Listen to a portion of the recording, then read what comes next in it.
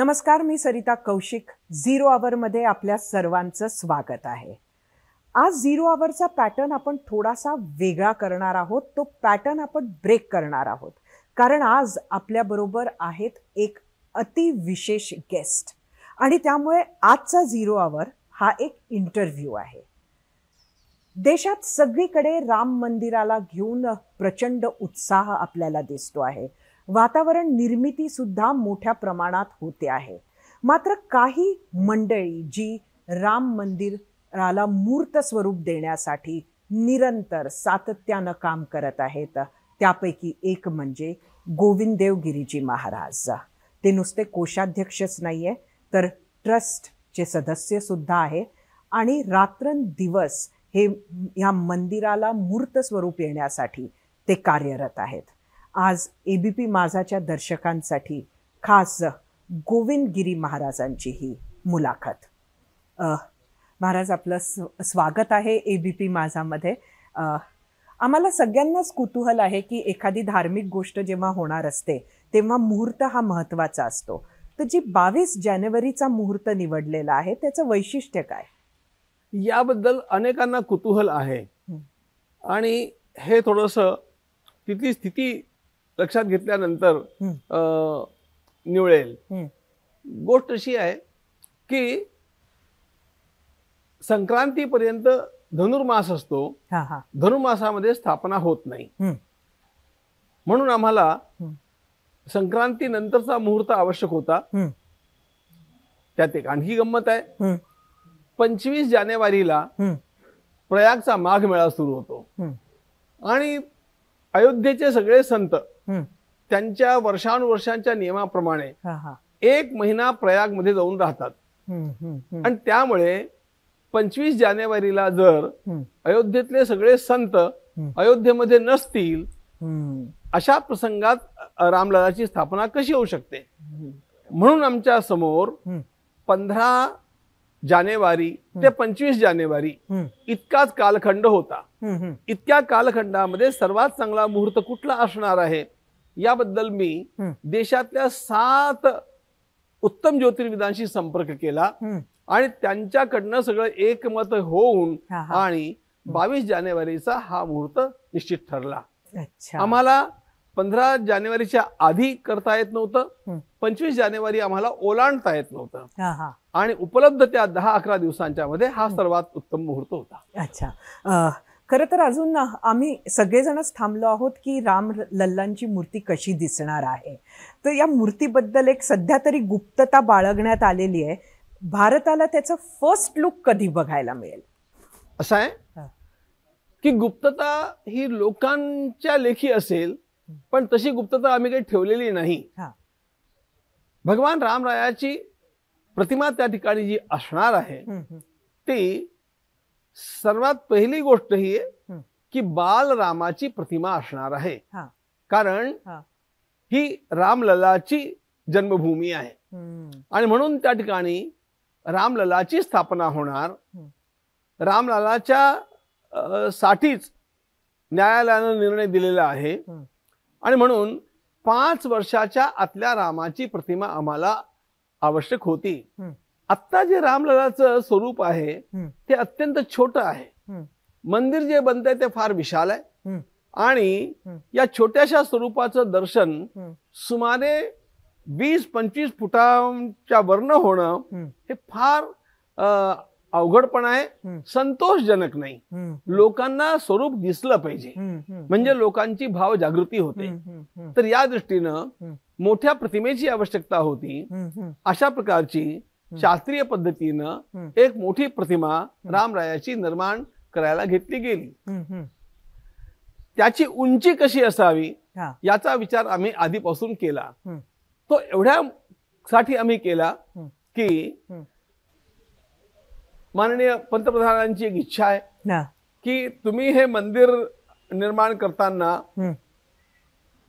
रामनवमीच्या दिवशी मध्यान्हाच्या वेळेला सूर्याची किरण भगवान रामललाच्या ललाटावरती पडतील, अशा प्रकारचं तंत्र वापरून ते करावं. आता असं करण्याकरता आम्हाला त्या वैज्ञानिक टीमला नक्की त्याची उंची सांगणं आवश्यक होतं. कारण अशा प्रकारचं सगळं करण्याकरता त्यांना सुद्धा अनेक निरीक्षणं करणं, गणित बसवणं हे आवश्यक होतं. आणि म्हणून सगळ्या गोष्टींचा विचार घेऊन शेवटी ही भगवान रामललाची जी प्रतिमा आहे ही 51 इंचाची होणार आहे. आणि 51 इंचाच्या उभ्या असलेल्या या विग्रहाच्या कपाळावरती रामनवमीच्या दिवशी भगवान सूर्याची किरण पडतील. आम्ही त्याला राम तिलक महोत्सव असं म्हणणार आहोत. अच्छा, अतिशय सुंदर. म्हणजे तुम्ही बोलत असताना असं ते दृश्यच खरं तर डोळ्यासमोर उभं झालं. 3 मूर्ती बनतात ते तसं कळतंय. त्याच्यातलं मला वाटतं जी सगळ्यात म्हणजे त्याच्यातनं एक मूर्ती निवडल्या जाणार असं कळतंय. बाकीच्या 2 मूर्ती मग कुठं भारतात जाणार का? असं आहे, 2 गोष्टींचा विचार आम्हाला करणं फार आवश्यक होतं. पहिली गोष्ट ही की आमचा मुहूर्त तर निश्चित आहे आणि आम्हाला कुठल्याही प्रकारची रिस्क घ्यायची नाहीये. कुठलीही मूर्ती बनत असताना त्या पाषाणामध्ये अंतर्गत काही दोष असले तर ती मूर्ती नंतर रिजेक्ट पण करावी लागते. बरोबर. एकच मूर्ती बनवली आणि त्याच्यामध्ये नंतर कुठे दोष लक्षात आला तर तसं केल्यानं त्या सगळ्या कामाचा खोळंबा होणार होता. आणि म्हणून 3 मूर्ती अशा प्रकारच्या व्हाव्यात, अशा प्रकारची संकल्पना पुढे आली.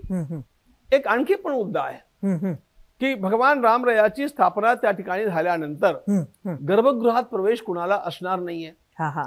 आणि भगवंताचे अलंकार, भगवंताची वस्त्र, भगवंताचा मुकुट, भगवंताची सगळेच आता धनुष वगैरे पण आहे, हे काही आम्ही त्या मूर्तीचं अंगभूत नसणार आहे. बरोबर. आम्ही भगवंताला धनुष रोज देणार आहोत, त्याच्या हातात ते असणार आहे, बाण हातात असणार आहे. मूर्तीचं अंग ते बाण धनुष असं नाहीये. तर हे सगळं जे पुन्हा पुन्हा नवीन नवीन होत राहणार आहे ते काही मंदिरातल्या आतल्या प्रतिमेवरती माप घेऊन होणार नाही. म्हणून त्याच मापाची दुसरी प्रतिमा आम्हाला उपलब्ध असायला हवी. अच्छा. त्या मूर्तीच्या अंगावरती माप घेणं आणि आतल्या मूर्तीचे अलंकार तयार करणं अशा करता एक आणखी प्रतिमेची आवश्यकता होती.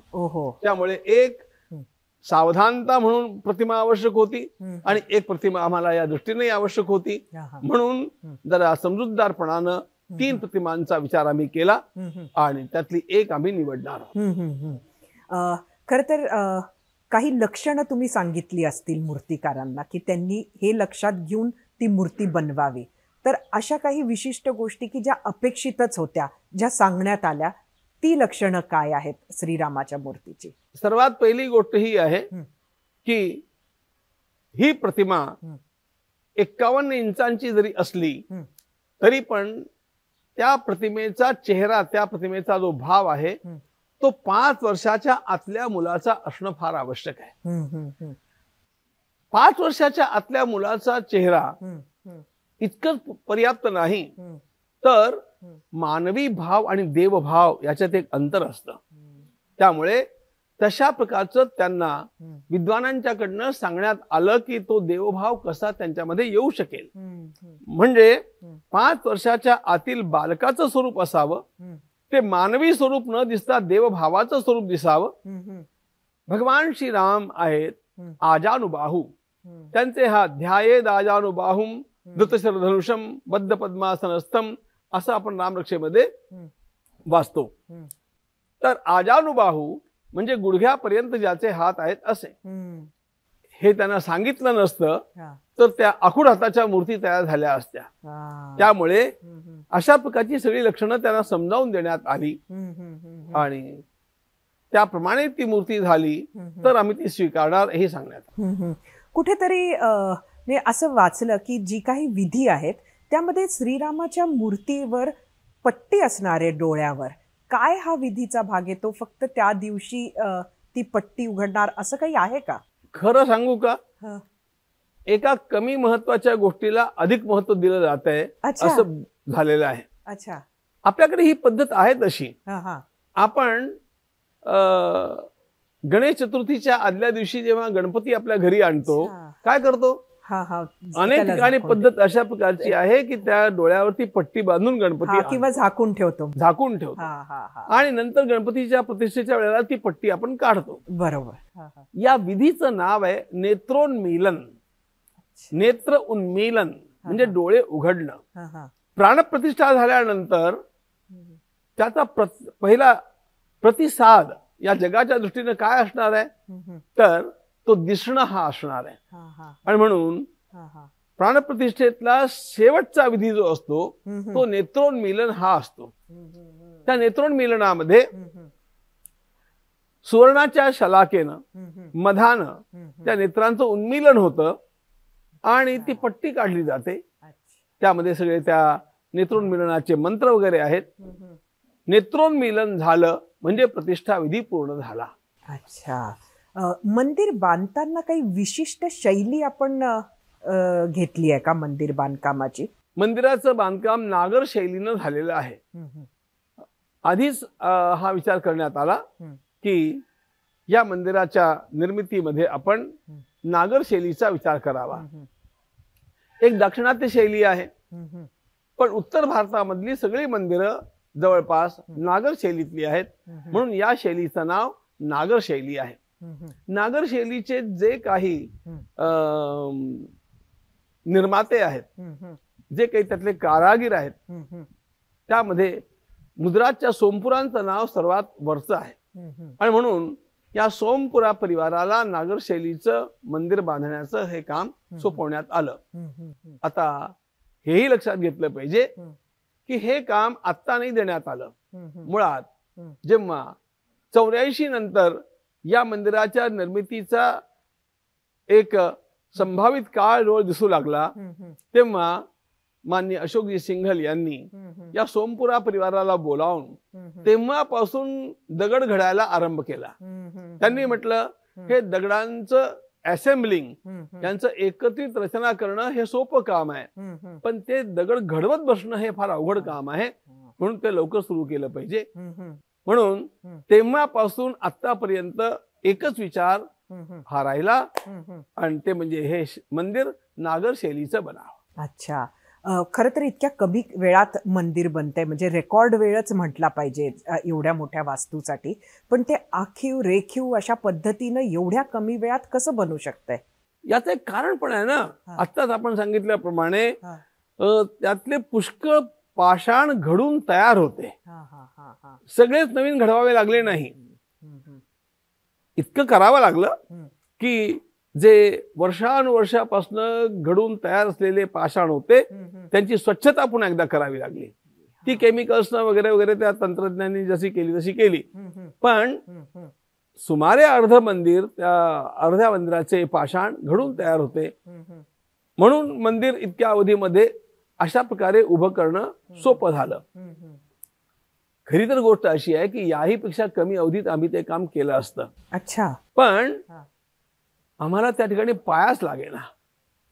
फाउंडेशन शिवाय मंदिर कसं बांधणार आणि त्या ठिकाणी सगळी वाळू वाळूमध्ये पाया मिळणं कठीण. आणि म्हणून शेवटी एक मोठा साहसाचा भाग त्यातला हा आहे की आम्ही एक कृत्रिम रॉक त्या ठिकाणी तयार केला. दक्षिण भारतातले ग्रॅनाइट्स मागवून आणि तिथे पाया तयार केला आणि नंतर मंदिर बांधलं. अच्छा. याच्या जजमेंट मध्ये पुष्कळ अवधी गेला. त्याकरता पद्धतीप्रमाणे न्यासाच्या पद्धतीप्रमाणे सगळ्या ठिकाणचे विशेषज्ञ बोलावण्यात आले. म्हणजे IIT Roorkee, IIT Guwahati, IIT Hyderabad, IIT Kanpur, IIT आणखी सगळीकडचे त्या सगळ्यांची सल्ला मसलत होऊन आणि नंतर हे निर्णय घेण्यात आले. मंदिराच्या फाउंडेशनच्या निर्मितीला लागलेल्या वेळामुळे थोडासा आम्हालाही विलंब झाला. अन्यथा हे काम आणखी पण लवकर झालं असतं. खरं तर आपल्या देशातली जी मंदिरं आहेत, जी शिल्प आहेत, ती हजारो वर्ष टिकलेली आपण बघतो. हे मंदिर असंच असावं, असंख्य वर्ष असावं, ह्याच्यासाठी काही विशेष वेगळे केलंय का? याकरता मुख्य गोष्ट अशी आहे या मंदिरामध्ये कुठेही लोखंडाचा उपयोग नाही केला. कारण कितीही कसंही चांगलं लोखंड कुठेही वापरलं गेलं तर त्याचं आयुष्य अधिकाधिक 100 वर्षाचं असतं. 100 वर्षानंतर त्याचं आपोआपच माती व्हायला लागते आणि त्यामुळे संपूर्ण मंदिराच्या बांधकामामध्ये लोखंडाचा उपयोग नाही. हे केवळ पाषाणांचं मंदिर आहे आणि त्यामुळे ते अनेक शतकापर्यंत अबाधपणे टिकेल याची आम्हाला शंका नाही. आत्ताच मी अंकोर वाट मधनं आलो. आता अंकोर वाटला 11व्या शतकातलं मंदिर पाहिलं. आम्हाला खरोखर या भारतीय शिल्प शास्त्रज्ञांचं कौतुक करावंसं अशी गोष्ट आहे. इतकं विशाल मंदिर ज्याची तुलना होऊ शकत नाही कशाशी, केवळ पाषाणांच्या मध्ये बांधलेलं, आजही तसंच उभं आहे. हो हो. खरं तर स्वामीजी, हम मंदिर वही बनाएंगे असं होतं. त्याचं आता हमने मंदिर वही बनाया है ह्या परिस्थितीमध्ये खरं तर आलेलं आहे. आपण कोषाध्यक्ष आहात. एवढं भव्य मंदिर बनवताना खरंच त्याचं एवढं भव्य स्वरूप होऊ शकेल, तेवढा निधी उपलब्ध होईल असं सुरुवातीला वाटलं होतं का? आम्हाला लोकांच्या श्रद्धेचं आकलन होतं खरं, पण हे प्रामाणिकपणानं सांगितलं पाहिजे की लोकांच्या श्रद्धेला महापूर येऊ शकतो हे मात्र आम्ही त्या प्रत्यक्ष समर्पणाच्या वेळेला अनुभवलं. आणि अपेक्षा निम्मी असताना प्रत्यक्ष आम्हाला 3,300 कोटी रुपयांचा निधी उपलब्ध झाला. आणि हे सगळं लोकांनी इतक्या उत्स्फूर्तपणे केलं की आम्हाला आश्चर्य वाटतं. गमतीची गोष्ट अशी आहे की आम्हाला नंतर तक्रारी ऐकायला मिळाल्या की आमच्यापर्यंत तुम्ही आलाच नाहीत, आमचं देणं राहूनच गेलं, अशा प्रकारच्या तक्रारी. आणि आणखी पण एक गोष्ट आहे की या संपूर्ण निधी संकलनामध्ये विदेशातला एकही पैसा नव्हता. अच्छा. हा, विदेशी एकही रुपया त्यामध्ये नाही, अशी स्थिती आता 2 महिन्यापूर्वीपर्यंत होती. कारण विदेशी अनुदान घेण्याकरता जी FCRA ची सवलत असावी लागते ती आमच्याकडे नव्हती. बरं, ती प्राप्त करण्याकरता कुठल्याही न्यासाला 3 वर्ष पूर्ण व्हावी लागतात. म्हणून ती न्यासाची 3 वर्ष पूर्ण होईपर्यंत आम्ही थांबलो. यंदा गेल्या 20 फेब्रुवारीच्या दिवशी न्यासाला 3 वर्ष पूर्ण झाली आणि मार्च मध्ये आम्ही 3 वर्षांचे त्यांना बॅलन्स शीट देऊ शकलो. म्हणून आम्ही त्याला योग्य झालो, आम्हाला FCRA मिळालं आणि आता विदेशी मदतीचा ओघ सुरू पण झालेला आहे. अच्छा. आतापर्यंत मंदिर बांधणीसाठी 3,300 कोटी आपण सांगितलं जमा झाले.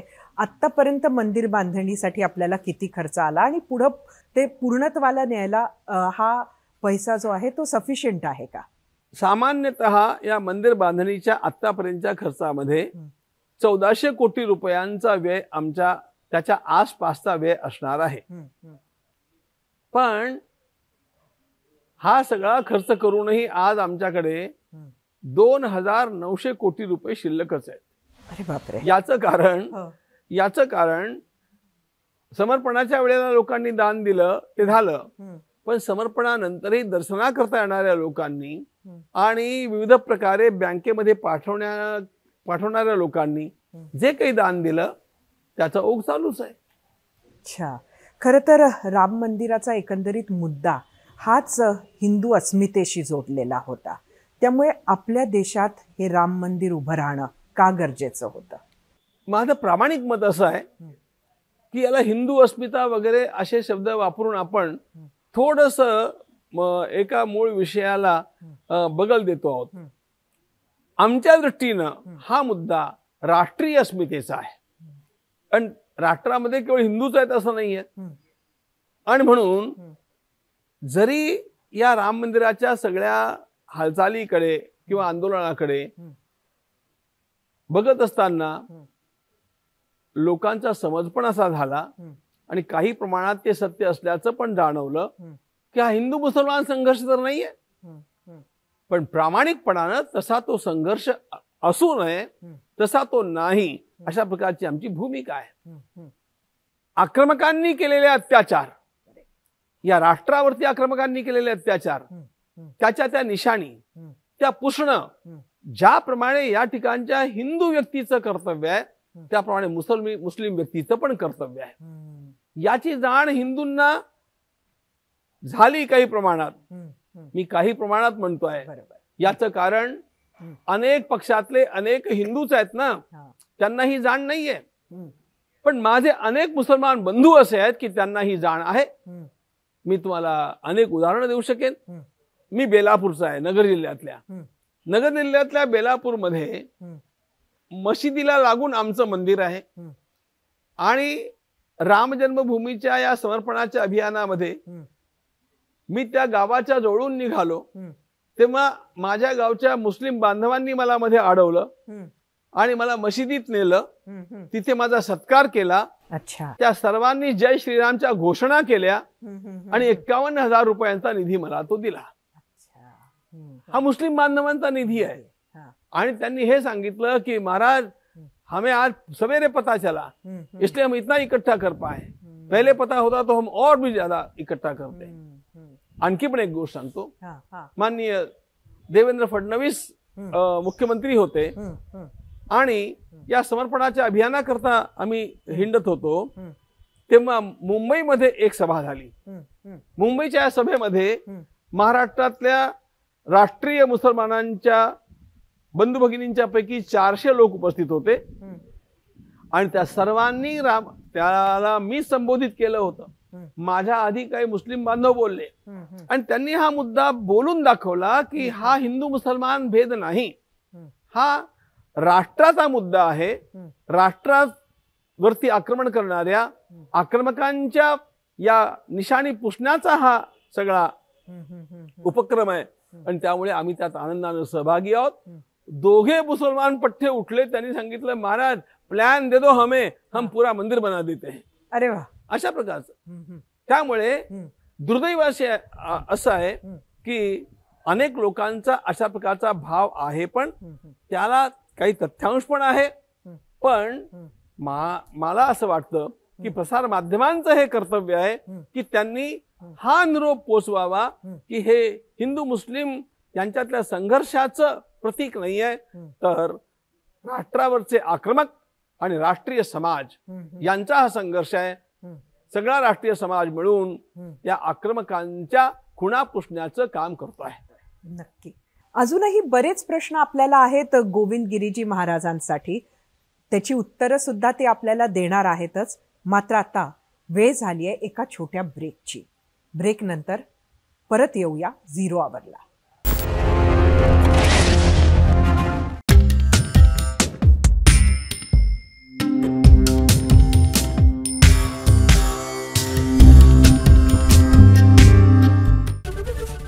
एबीपी माझा, उघडा डोळे बघा नीट।